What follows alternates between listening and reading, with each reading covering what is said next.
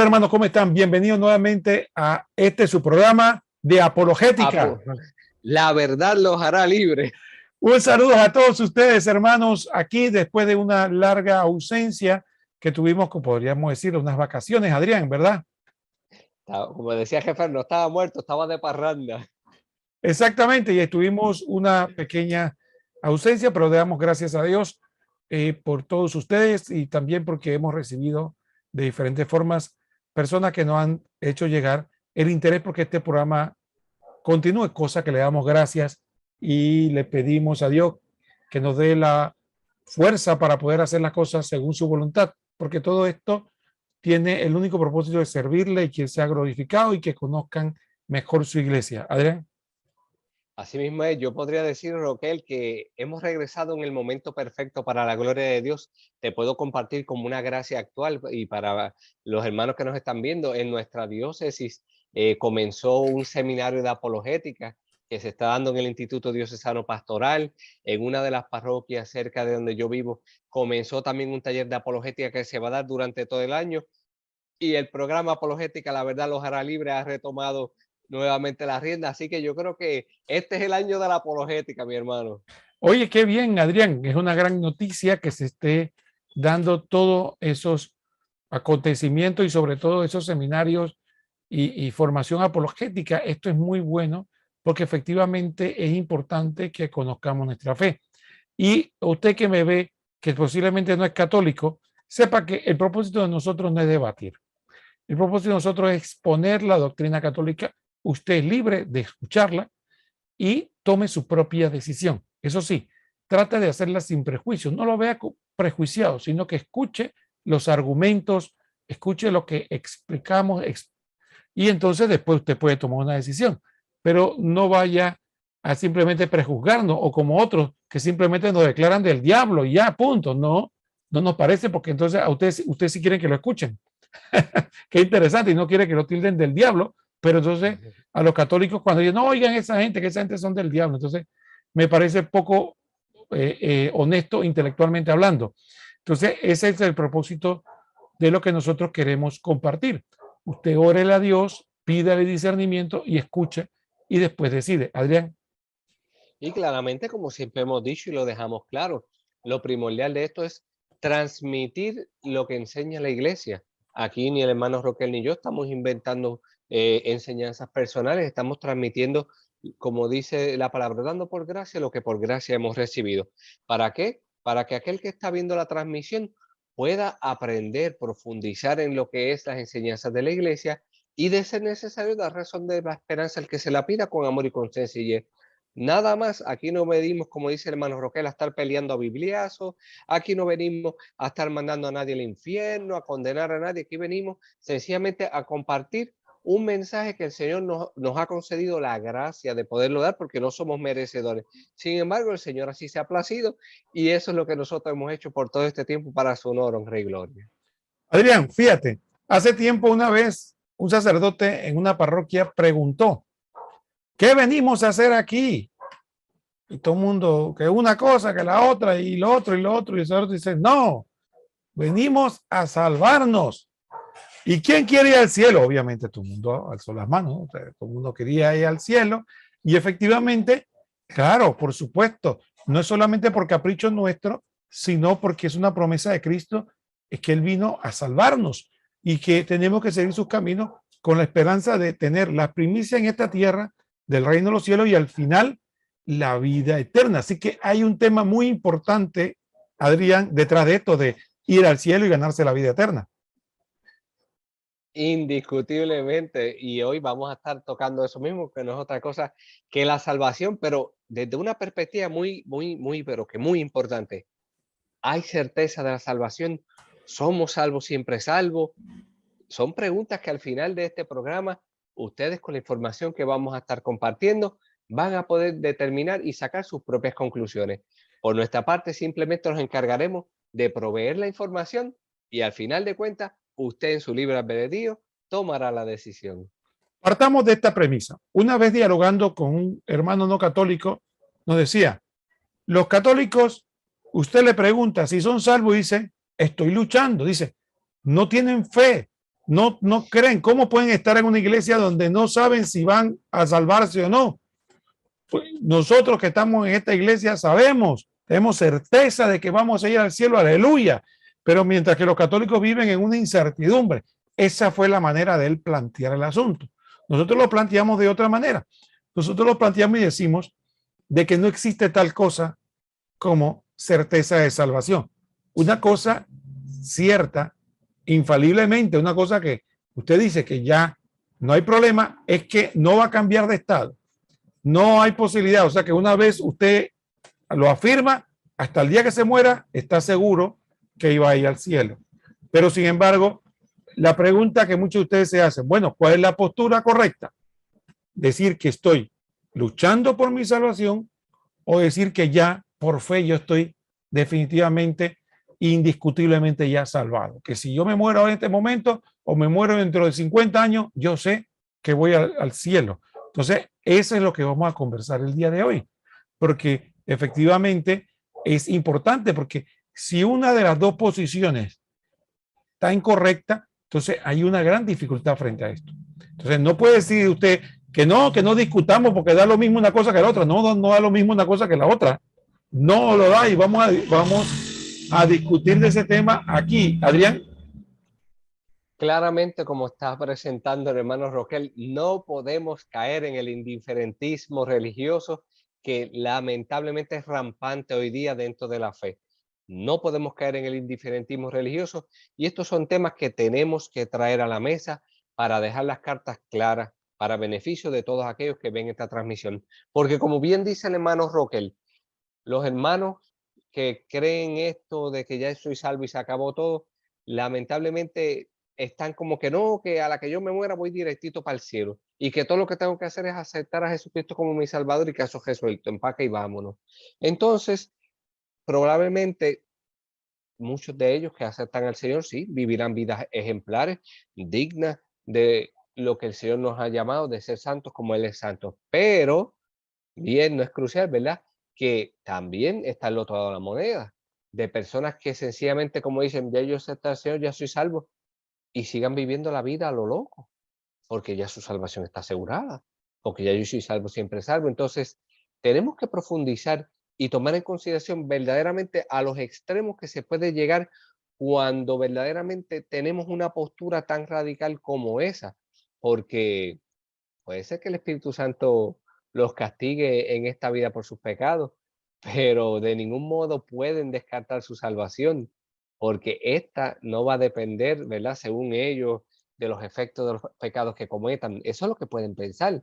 Entonces, durante este programa, el hermano Roquel y yo vamos a ir compartiendo una información que nos va a dejar ver si verdaderamente con yo simplemente aceptar al Señor ya se acabó todo, ya soy salvo y vámonos que es tarde, o qué verdaderamente es lo que hay que hacer en este caminar al cual estamos llamados a la santidad, sin la cual nadie verá al Señor. Hermano Roquel.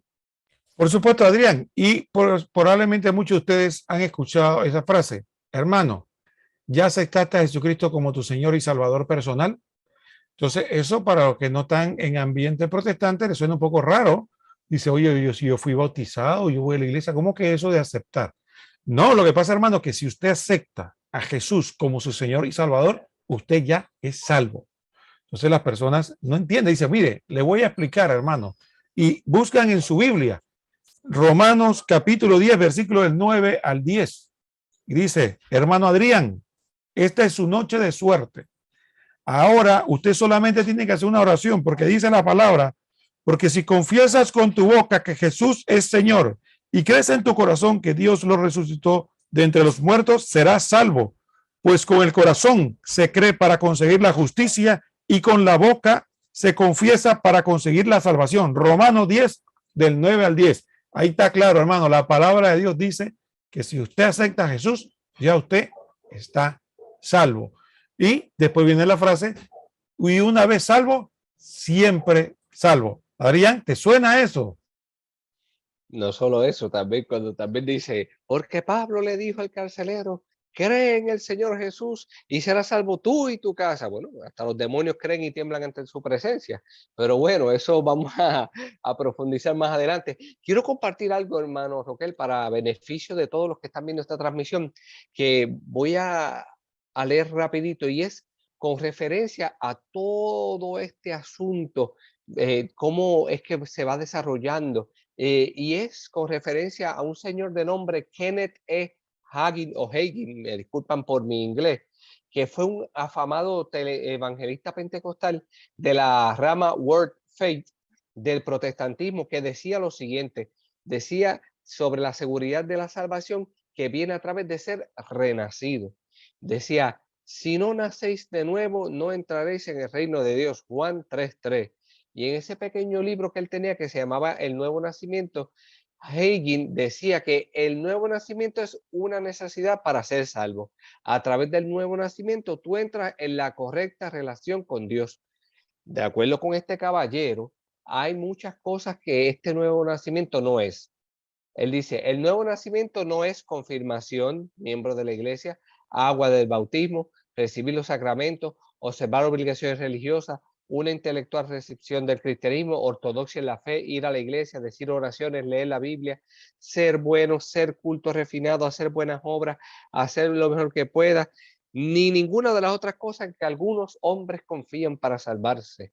Entonces, dice que aquellos que obtuvieron el nuevo nacimiento hicieron lo necesario. ¿Y sabe lo que era lo necesario según Hagin? Aceptar a Cristo Jesús como Salvador personal y repitiendo y volviéndose a Dios con todo el corazón como un niño. Aquel singular acto de voluntad explica, es todo lo que necesitaban hacer. Ahora bien, Roquel, ¿esto será verdad? ¿Sostiene la Biblia este concepto? Esa es la pregunta que los hermanos que están viendo esta transmisión se deberían comenzar a hacer, porque a eso es lo que hemos venido el hermano Roquel y este servidor en esta transmisión, para ayudarles a ustedes a aclarar esta duda. Recuerdo que una vez conversando con un hermano no católico, se llegó a esta conclusión. Ok, si las personas que una vez aceptan a Jesús como Señor y Salvador ya están salvados, ¿acaso y tienen certeza de salvación? Me dijo, sí, así es. Yo le dije, ¿y acaso en su congregación no hay gente que se va de la iglesia? Sí, sí. ¿Y qué pasó eso? Ah, no, eso no aceptaron verdaderamente a Cristo. Entonces yo le dije, entonces, ¿cómo se sabe quién aceptó verdaderamente a Cristo, quién aceptó verdaderamente a Cristo?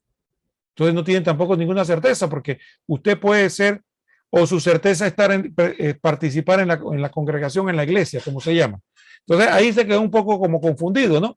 Porque efectivamente eso de la certeza, la misma realidad lo indica, porque efectivamente estadísticamente se sabe que el 100% de la gente que dice aceptar a Cristo no continúa fielmente ni siquiera en la iglesia, mucho menos los preceptos. Y esto también, Adrián, también, como tú explicaste muy bien, representa un grave peligro, porque si una persona dice que ya tiene la salvación, entonces fácilmente puede caer en el grave error de pensar que ya independientemente de lo que haga, ya él se vaya al cielo por ese acto, que aunque sincero en su momento, puede cambiar en cualquier otro momento, porque efectivamente, recuerden, hermano, la palabra clave es libre albedrío. Y en eso estamos de acuerdo católicos y no católicos. Es decir, todos estamos de acuerdo que aquí los seres humanos tenemos libre albedrío. Y si hubiera un acto que rompiera ese libre albedrío, entonces no estaríamos hablando de libertad. Si yo porque acepto a Jesús como Señor y Salvador ya estoy sellado y no hay forma de que pierda la salvación o que cambie de opinión, entonces ya no tengo libre albedrío. Entonces, recuerden también otro concepto, que para que haya verdadero amor, tiene que haber libertad. No es que yo me congelo como que si yo quedara en una fórmula ahí quedo ya establecido. No, es un proceso en el que la persona tiene que luchar por ser fiel día con día. Entonces, todos estos conceptos, sin entrar todavía en la Biblia, Diane, creo que ayuda a que empecemos a darle luz al asunto, que no se trata simplemente de repetir lo que me dijeron sin pensárselo mucho.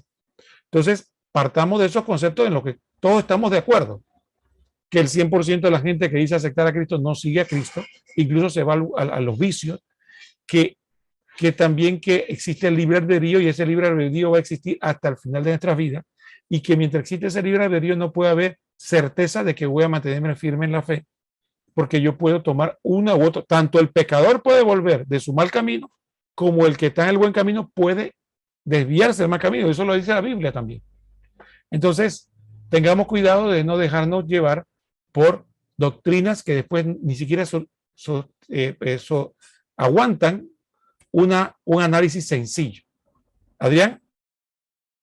Y para beneficio de los que están viendo esta transmisión, procedo a compartir la siguiente información. Y es que la Iglesia Católica enseña que la salvación final depende del estado del alma en el momento de la muerte. Y eso lo podemos ver en Mateo 25 del 31 al 46. Claramente vemos que el que muera en el estado de amistad con Dios, que no es otra cosa que la gracia santificante, ese es el que irá al cielo. Y así lo dice la Iglesia Católica en todos sus documentos. Y deja claro también que el que muera en estado de enemistad y de rebelión en contra de Dios, o sea, en pecado mortal, ese es el que va al infierno. También lo podemos ver en Juan capítulo 5, versículos 16 al 17. Entonces, Cristo ya nos ha redimido y nos abrió las puertas de los cielos, como originalmente estaban. Pero redención no es lo mismo que salvación. Y por eso es importante tener en cuenta que sí, es un preludio necesario. Y aquí donde está el detalle, ya Cristo hizo su parte. Y como resultado de las gracias que mereció para nosotros por su muerte violenta en la cruz, nos capacita para que nosotros hagamos nuestra parte. Ahí es donde entra el detalle. Por eso es importante que los hermanos tengan en cuenta pasajes como Filipenses 1:6, Filipenses 2:13, Hebreos 13:20 al 21, para que vean la importancia de nosotros hacer la parte que nos corresponde. Porque para pasar por aquellas pruebas, nosotros debemos estar espiritualmente vivos en el estado de la gracia, en el momento, ¿verdad?, de nuestra muerte corporal. Tenemos que estar en la gracia santificante para verdaderamente participar de esa gloria celestial. Si un alma está en el estado de pecado mortal, sin el regalo de Dios de la gracia santificante, la gracia que da al alma la vida sobrenatural, entonces espiritualmente está muerta y por tanto es incapaz de gozar del cielo. Le paso el espacio al hermano Roquel. Adrián, iniciamos la charla hablando de que algunos hermanos cuestionan a los católicos. Si yo le pregunto al hermano Adrián, ¿usted está salvo? ¿Qué usted contestaría, hermano? ¿Qué usted le contestaría si yo le digo, ya usted está seguro que se va a salvar? Yo estoy trabajando por eso a diario. Exactamente, entonces dicen que eso es falta de fe. Pero eso es un error de concepto. Adrián no es que no tenga fe, sino que lo que ocurre realmente es que la misma escritura nos dice a nosotros cómo es nuestra actitud frente a la salvación. Nosotros nos salvamos en esperanza. ¿Y qué es la esperanza? La esperanza es cuando yo, como dice la palabra, espero algo que no veo, de lo que no tengo certeza. A mí me gusta siempre el ejemplo. Adrián, mira, imagínate que tú te vas a una parada de autobús, ¿no? Así le llaman en Puerto Rico, parada, ¿no? Una parada de autobús, donde espera. Tú te vas allá a una parada de autobús. Tú sabes que en una parada hay tal letrero que dicen las rutas, pero tú no ves el autobús. Pero entonces imagínate que sean de esos lugares donde demora el autobús, que demora, qué sé yo, media hora. Y tú le preguntas al de al lado, oye, ¿y por aquí pasa el bus? Sí, pasa. Hay que esperarlo, pero él viene.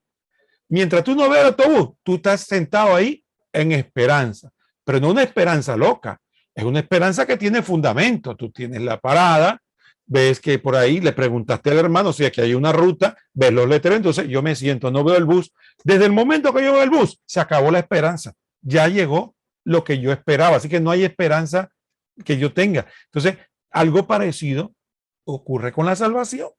Nosotros tenemos una esperanza fundada, no es una esperanza loca, es una esperanza que tiene signos que nos indican a nosotros que estamos en el camino correcto, estamos practicando las virtudes, estamos siguiendo a Jesucristo lo mejor que podemos, estamos leyendo la Escritura, nos estamos comulgando, estamos confesando, están vigilando, entonces, pero estamos en esperanza. Ahora usted dirá, ¿de dónde usted sacó eso, hermano? ¿Dónde está eso en la Biblia? Mire lo que dice la palabra de Dios. La palabra de Dios en Romanos 8:24. El mismo San Pablo, que dicen algunos, y en la misma carta a los romanos, que dicen algunos que ahí se fundamenta la certeza de la salvación. Sin embargo, el mismo San Pablo dice, un momento más adelante dice, porque nuestra salvación es en esperanza. Y una esperanza que, dice, una esperanza que se ve, no es esperanza. Pues, ¿cómo es posible esperar una cosa que se ve? ¿Qué te parece, Adrián? Más claro que el agua. San Pablo no está hablando en ningún momento de certeza y lo dice además. Y lo dice. En el pasaje anterior, en ningún momento se hablaba de certeza, ¿no? Se hablaba de que uno recibía la salvación, pero no dijo que era infalible. Sin embargo, aquí sí está hablando y es tan claro que dice que, y entonces, si es esperanza, ¿cómo puede usted tener una esperanza de algo que ve? O sea, no se puede tener esperanza y certeza. Entonces, nuestra salvación es esperanza, pero una esperanza fundada, no una esperanza desesperada de que yo tengo miedo y estoy temblando. No, es una esperanza que tiene fundamento y que uno sabe que tiene que luchar para mantener. Adrián. Siguiendo esa misma línea, muchas veces cuando vemos estos hermanos que caen en el fundamentalismo, ¿verdad? Pues para ellos sencillamente no les interesa si de la salvación se trata cómo vives o terminas tu vida. E incluso tú puedes ser la Madre Teresa, pero si para ellos tú no aceptaste a Cristo, en el sentido fundamentalista de la frase, claro está, te vas para las pailas del infierno. Incluso hay sectores fundamentalistas del protestantismo que dicen que Madre Teresa está en las pailas del infierno. O sea, ellos están a ese nivel. Y han hecho videos denigrándola y levantando mil y una cosa en contra de ella. Bueno, que es una cosa bárbara. Entonces, si venimos a ver, para ellos no cuenta ni siquiera su fe. Para ellos no cuentan los actos amorosos, por poner un ejemplo, ¿verdad? Ya que estamos hablando de Madre Teresa, que es contemporánea. Para ellos no cuenta la fe que ella tuvo, los actos amorosos de ternura y caridad hechos en el nombre de Cristo, ni los excelentes frutos espirituales que ella dio. ¿Verdad? Tomar un ejemplo, incluso si seguimos ese nivel de fundamentalismo, tú te puedes levantar un domingo por la mañana, vas a cualquier templo, respondes al llamado al altar, anuncia que aceptaste a Cristo como tu salvador personal y mientras realmente lo creas, ¿verdad? Según ellos, listo, estás asegurado. Entonces, lamentablemente, muchos protestantes continúan diciendo que de allí en más no hay nada más que hacer, que no hay pecado que puedas cometer que afecte tu salvación, que tú no puedes ir en contra de tu salvación aun cuando lo desees. Bueno, es una cosa peligrosa porque se va a un extremo fundamentalista que es algo bárbaro, hermano Roquel. Entonces, yo digo, eso es muy bueno para ser real, porque entonces, si es así como que, pues ya yo acepté a Cristo, vámonos, que olvídate que ya aquí no hay más nada que hacer, empaque y vámonos. Pero aquí hay que ver, los dos lados de la moneda, porque ahora mismo hay fundamentalistas como por ejemplo Wilson Ewing, que fue el autor de un pequeño libro que se llamaba Entonces ya no hay condenación. Y él decía que la persona que ponga su fe en el Señor Jesucristo y en su sangre derramada en el Calvario está eternamente segura su salvación.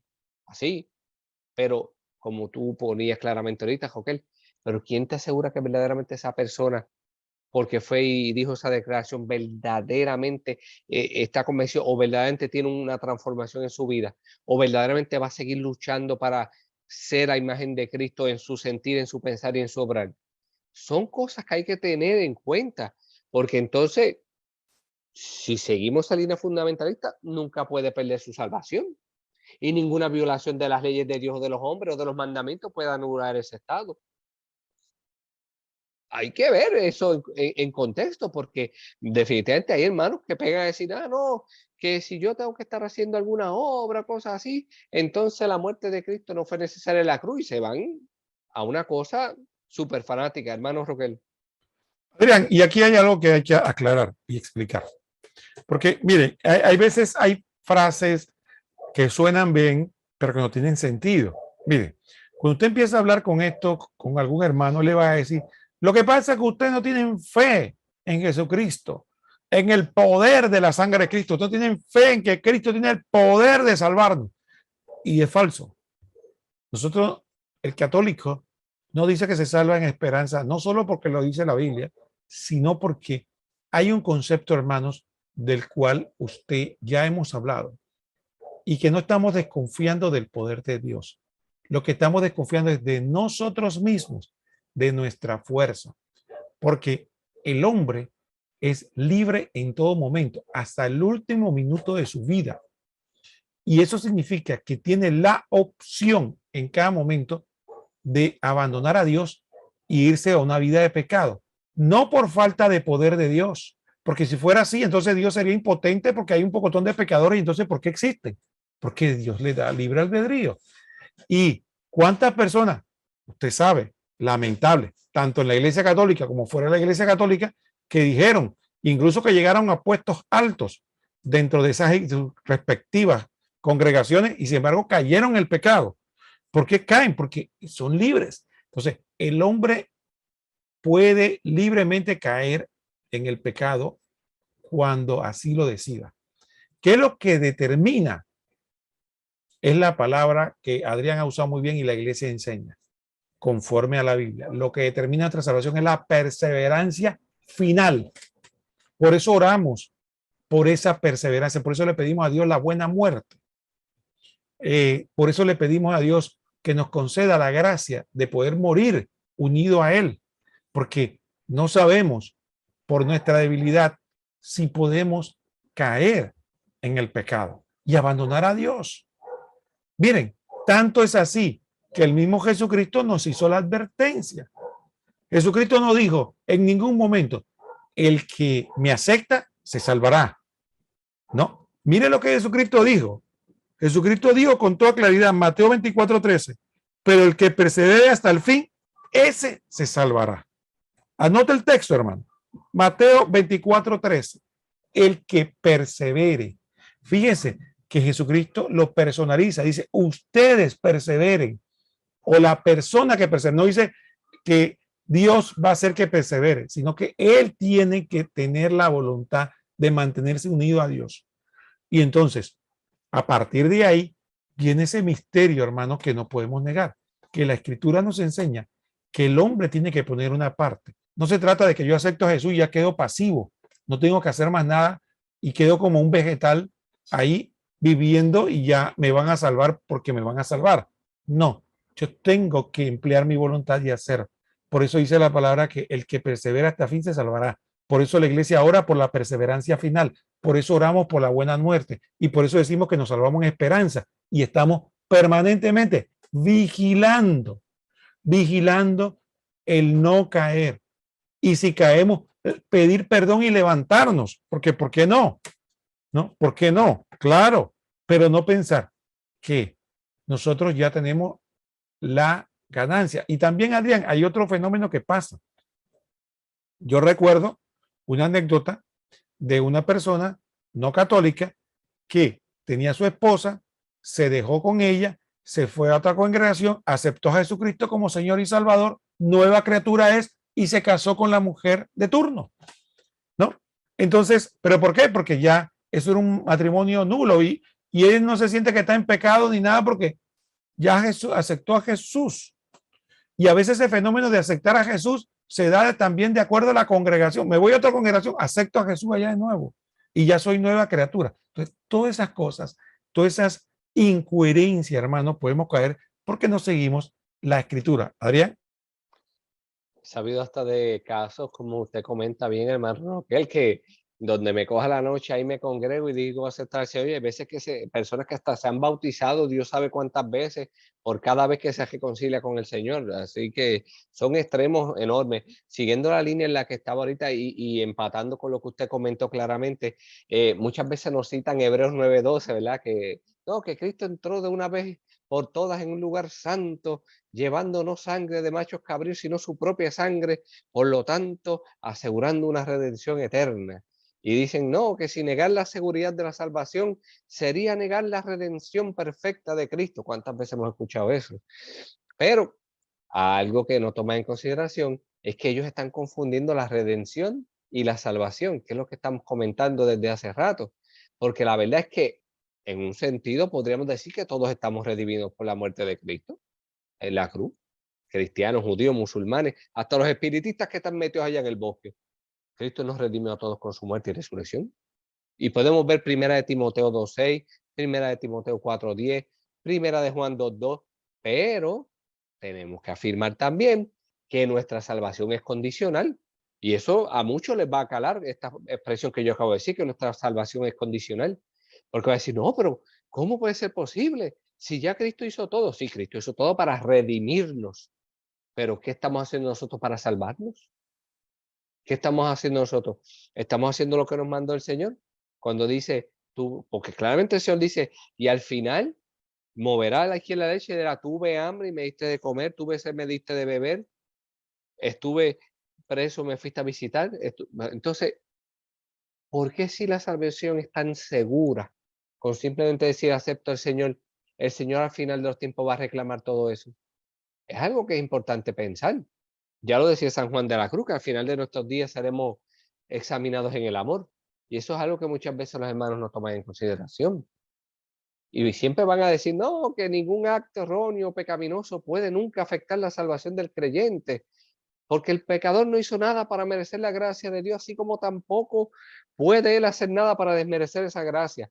Es que obviamente la gracia, la palabra dice, es un regalo de Dios, lo sabemos, pero volvemos a lo mismo, que es que vamos, incluso esto cae como una paradoja de retroceso infinito, Roquel, porque si tú miras, para tú hacer ese acto de fe, de que voy, paso al altar y acepto a Jesús como mi Salvador, eso no es una acción, eso no es una obra que tú estás haciendo. Entonces, quiere decir que si tú no tomas la iniciativa de ir y pararte y hacer una obra donde tú aceptas, no hay tampoco entonces eso que ellos dicen. Entonces necesitas hacer una obra al final de cuentas para tu salvación. Si usas el sentido común, tanto que ellos dicen que tú no necesitas hacer ninguna obra para salvarte, pero tienes que hacer una obra al final de cuentas porque según ellos tienes que aceptar al Señor para salvarte. Al final de cuentas estás haciendo una obra, o se peinan o se hacen rol. Son cosas que terminan en una paradoja cuando se toman en el sentido estricto de la palabra. Hermano Roquel. Adrián, y hay otro tema interesante. Mira, al mismo San Pablo, que usan para citarlo una y otra vez, para decir de que él es el que enseñó que solo la fe, que hay certeza de salvación. Mire, hay dos cosas que yo quiero explicar. Primero voy a explicar un aspecto y después voy a leer dos textos bíblicos para que vean de lo que estamos hablando. Lo que muy bien Adrián nos está hablando es hacer lo que en teología se llama la redención objetiva y la redención subjetiva. La redención objetiva es que ya Jesucristo pagó de una vez y para siempre por todos los pecados que pueden haber cometido los hombres, desde Adán hasta el último hombre que exista de manera sobreabundante. Así que estamos más que redimidos de manera objetiva. O sea que el tesoro de la salvación está ahí y si todos los hombres deciden aceptarlo, lo acogen y sobrará. Porque dice que la palabra que donde abundó el pecado, sobreabundó la gracia. En eso estamos claros. Y también estamos claros, hermanos, en que nosotros no merecemos la salvación. Es un regalo de Dios. Ni siquiera merecemos la fe, porque la fe también es un don. Así que tanto el regalo de la salvación como el regalo de la fe lo recibimos de Dios y aceptamos. Así que nadie puede pararse frente a Dios y decirme yo me merezco la salvación. Pero sin embargo, hay una característica, Adrián, es que hay otra cosa. Como la redención es un regalo, ahí viene la redención subjetiva, es que yo acepte el regalo. ¿Pero qué yo puedo hacer con un regalo? Adrián me da un regalo, yo lo puedo recibir, darle la gracia y quedarme con él. O yo lo puedo rechazar y dice, no me interesa tu regalo. O también yo puedo recibirlo y después un día me enojo con Adrián y dice, ¿sabes qué? Quédate con tu regalo, cógete. Yo no quiero saber nada de ti. Entonces, esa es la actitud del hombre. El hombre puede aceptar el regalo y quedarse toda la vida hasta que muera con él, o puede rechazarlo, o puede recibirlo y después devolverlo. Entonces, por eso lo importante, hermano, es que para que la redención dé fruto en nosotros, tiene que haber perseverancia. Fíjense que la Biblia no habla de certeza. Vamos a citar textos varios donde se habla de perseverancia. Miren lo que dice, por ejemplo, el texto, 1 Corintios 10:12. Así pues, el que crea está en pie, mire, no caiga. ¿Eso le parece a usted certeza?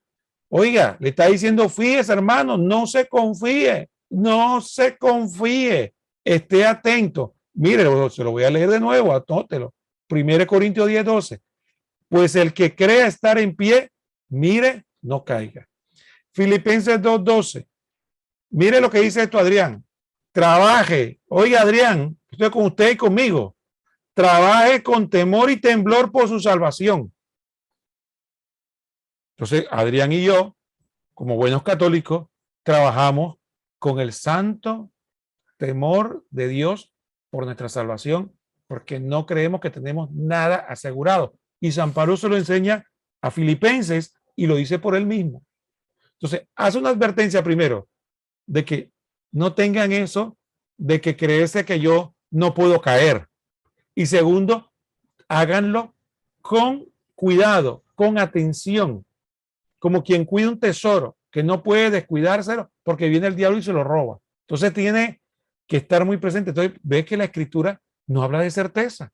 La escritura al contrario está diciendo advierta. Así que esto de certeza de salvación, Adrián, es un grave peligro porque va contrario a las advertencias de la escritura de que hay que estar atento. Adrián.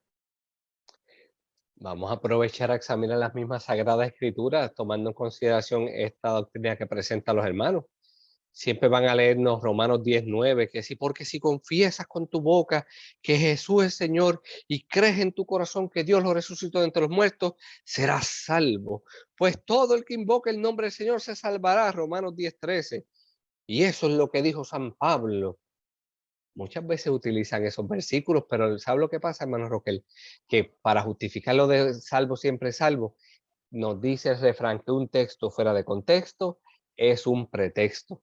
Porque si leyeran un poco más adelante el mismo capítulo, podrían observar el contexto de Romanos 10:9 y 13, al igual que el error de esta creencia, Romanos 10:14. Mira lo que dice. Ahora bien, ¿cómo invocarán a aquel quien no han creído? ¿Y cómo creerán de quien no han oído? ¿Y cómo irán sin que haya quien predique?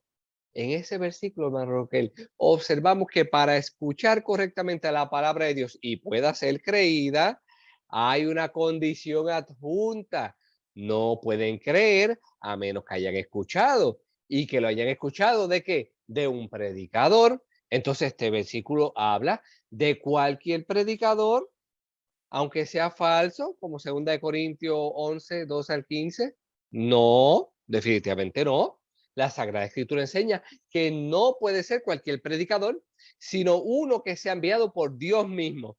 Incluso el próximo versículo nos lo va a especificar. Dice Romanos 10:15, y anótenlo para que lo vean en su hogar y no digan que esto es un invento de nosotros. ¿Y cómo predicarán si no han sido enviados? Según está escrito, Isaías 52:7, Nahum 1:15. Cuán hermosos son los pies de los que anuncian las buenas nuevas. Vale notar que las buenas nuevas es el significado de la palabra evangelio. ¿Y cómo hombres pueden predicar a menos que hayan sido enviados? Enviados. Si alguien ha sido enviado, pues quiere decir que alguien más lo envió, ¿correcto? Pues entonces, por simple deducción y simple sentido común, vamos a preguntar, ¿por quién fueron enviados? Y aquí en ese versículo podemos observar y escuchar la muerte de ese credo falso de un salvo siempre salvo.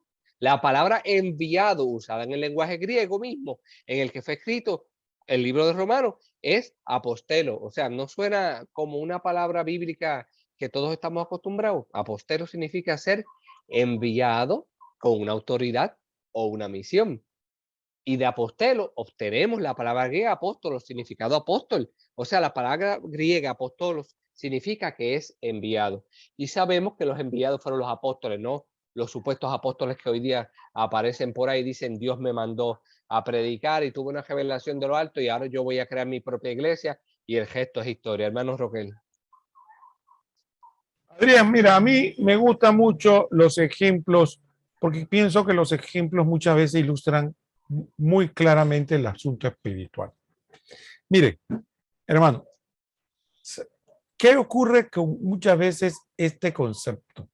Imagínense que el estudiante, Adrián, va a la universidad, quiere estudiar, quiere ser un gran abogado, ¿no? Y le dice el decano de la facultad, Adrián, mira, ¿sabes qué? Ya tú estás graduado, tú no te preocupes, tú nada más tienes que estar aquí unos 3 años más, 4 años, y yo te voy a dar diploma. ¿Qué usted cree que puede, el peligro? No digo que lo va a hacer, ¿qué puede hacer Adrián?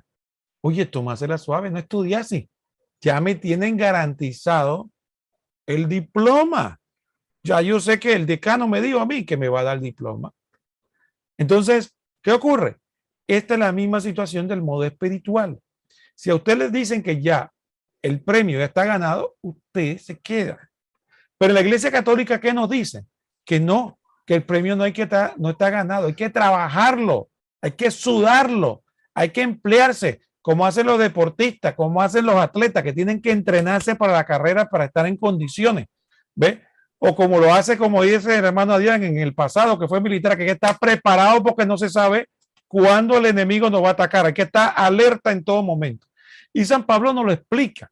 Fíjese, cuando él se lo dice a los griegos sabían más de ese tema del deporte que los mismos judíos, ellos no sabían, por eso le estaba hablando a los griegos un lenguaje que ellos entendían, el lenguaje de los deportes, que hay que estar entrenando, que hay que estar preparándose. Pero lo importante de todo este texto que vamos a leer es que usted se da cuenta que San Pablo no solo habla de que hay que estar preparado, que hay que entrenarse, que hay que trabajar duro para preservar la salvación, sino que él dice que él mismo, imagínense, algunos dicen que San Pablo enseñó la certeza de salvación. Adrián lo ha dicho una y otra vez y ha citado algunos textos que dicen ellos. Pero el mismo San Pablo llegó a decir que él no tenía certeza. Él tenía temor de ser descalificado. ¿Ve? Me pregunto yo, hay gente que predica por ahí diciendo que ya está salvo. Sin embargo, San Pablo, en el que ellos se fundamenta, dice, y yo me preocupo. Es más, me someto a mi cuerpo. No vaya a ser que un día yo mismo, después de haberle predicado a otro, quede descalificado. Usted se preguntará, ¿y dónde dice San Pablo eso? Ah, bueno, ahí está el detalle, como decía el Cantinflas, ¿no? Ahí está el detalle. Vamos a leerlo.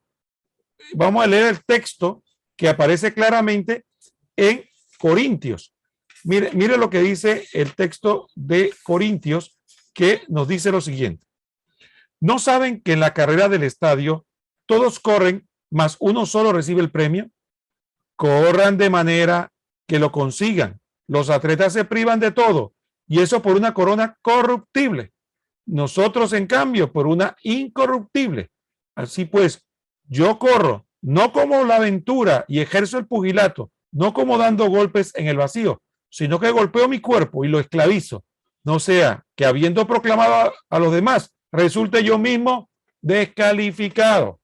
Entonces, miren, aquí hay otro tema importante, que algunas personas se preguntan por qué los católicos hacen esto, se privan de carne, por qué hacen esta. Ahí San Pablo lo dice, los atletas se privan de muchas cosas. ¿Por qué? Por una corona corruptible. Nosotros nos privamos de cosas por una corona incorruptible, como dice San Pablo, para poder ejercitar el espíritu, para estar alerta, para no quedar descalificado. Adrián.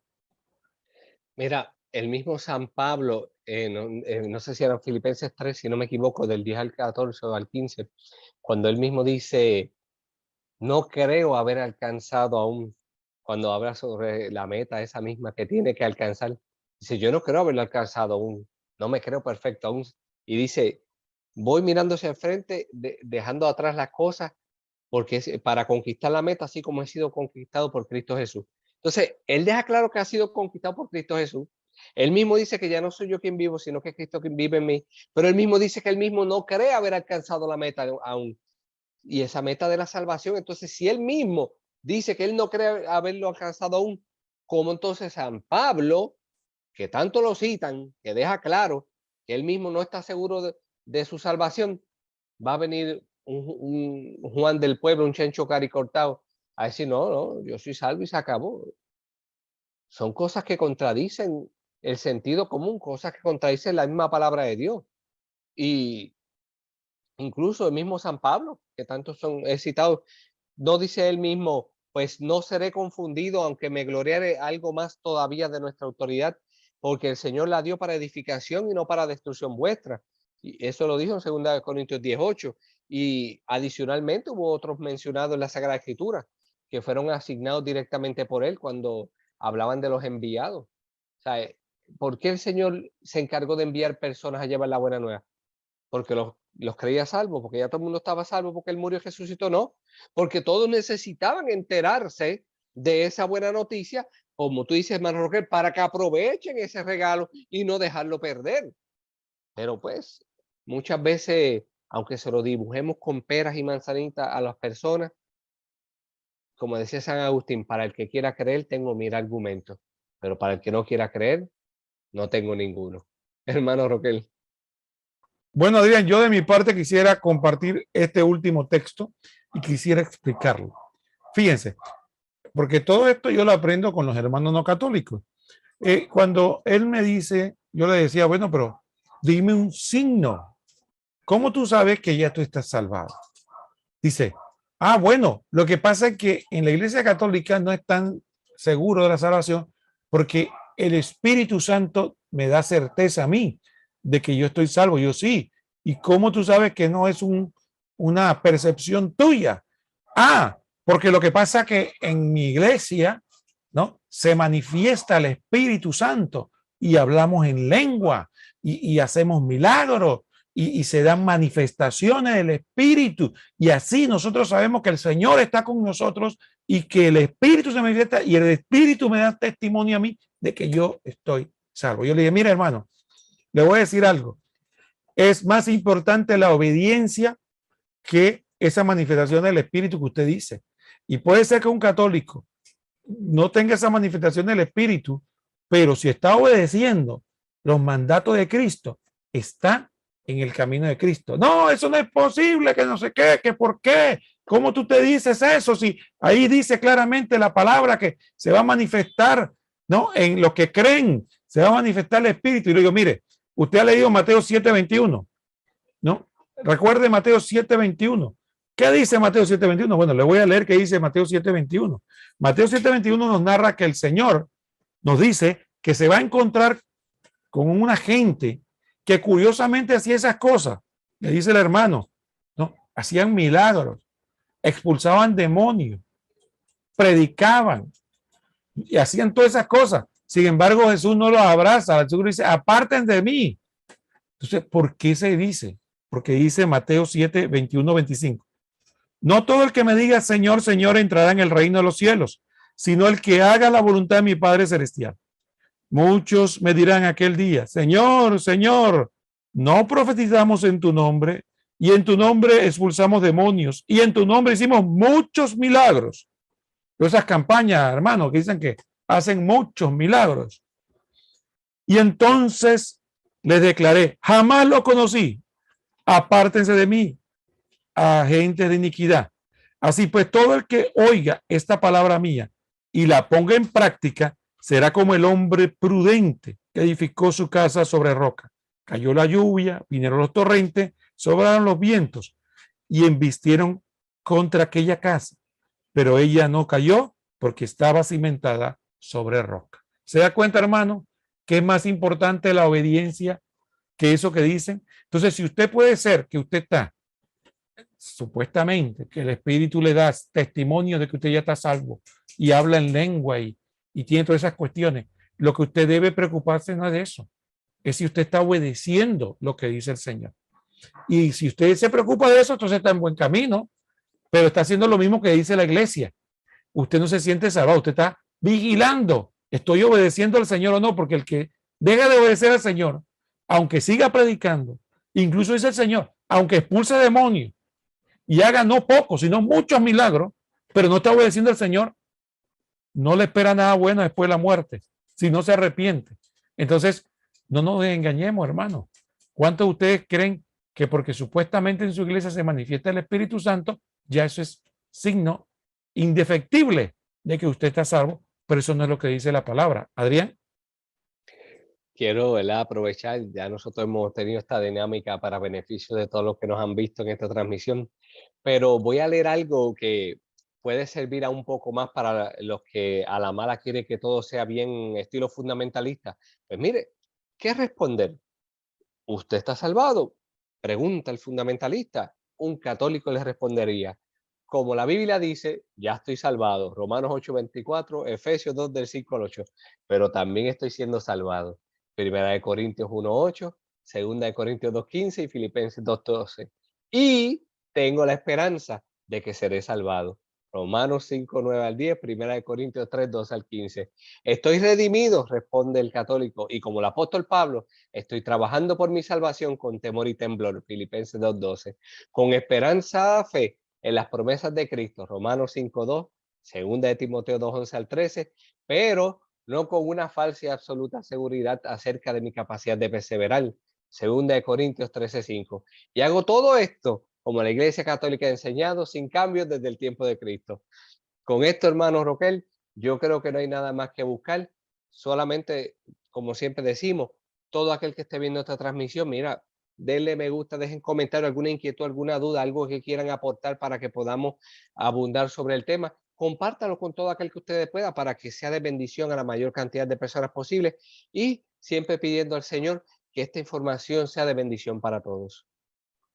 Bueno, hermano Adrián, muchísimas gracias por estar con nosotros y a todos nuestros hermanos que nos acompañan aquí en este programa de apologética.